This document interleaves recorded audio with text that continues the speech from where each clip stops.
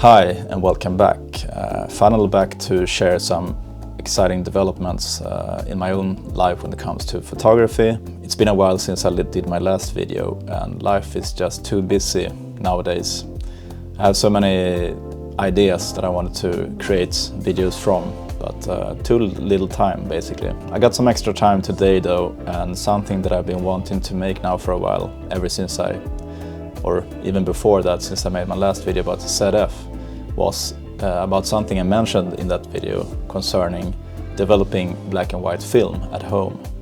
I finally got around to do that and I'm very excited to share my journey and my observations.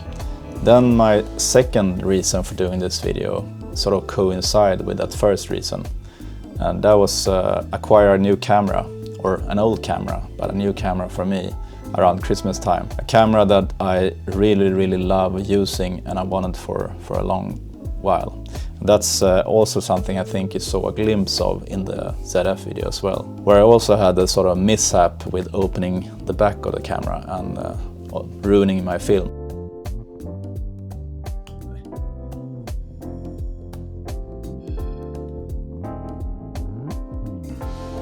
Or did I? Well, that's also something I wanted to share. But the camera I was using was the M2.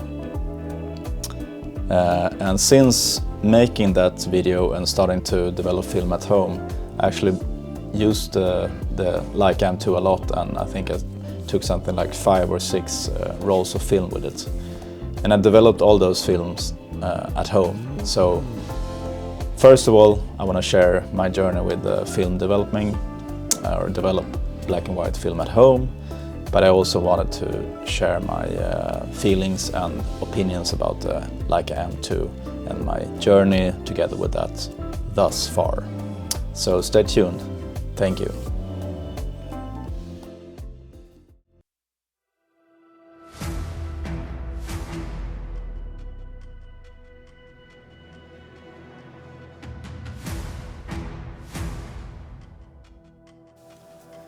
So developing black and white film at home, it was quite a process for me. First I had to acquire all the tools necessary to start film developing, obviously. And I reached out to some of the community that I had on Facebook, the analog photography group, and some of them helped me to get that first starter kit going. All the things necessary to just begin at home.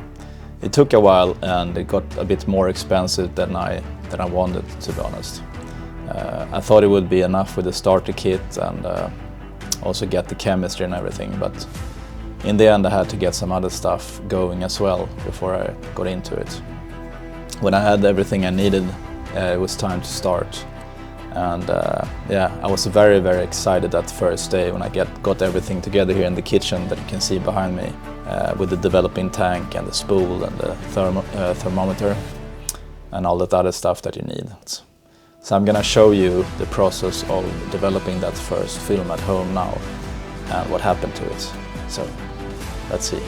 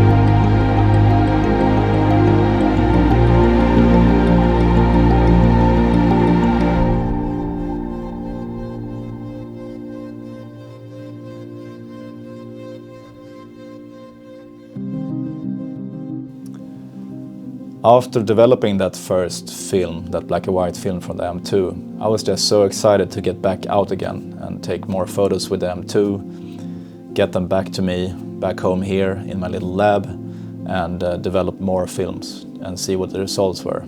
So I started on that journey, and I had the M2 since Christmas, and after that first film that I developed now and showed you, I think I shot like 4 or 5 more films and developed them as well. And I just wanted to talk a little bit about the M2 for me and what it means to me. Sometimes in your life you get something, an experience or a thing you're not really ready for at that stage in your life. And that is what it was having an M camera for me. I traded my Leica Q for an M4 with lenses a few years back. And back then I shot with other manual analog cameras, but most with some sort of a light meter.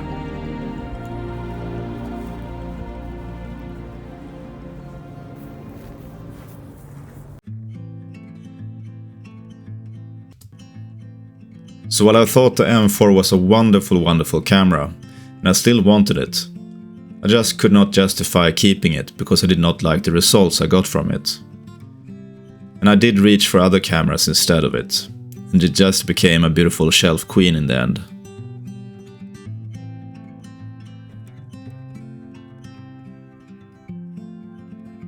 And so fast forward until today, I've become quite comfortable reading light and working without a light meter. And so when I came across this beautiful M2, I just could not resist.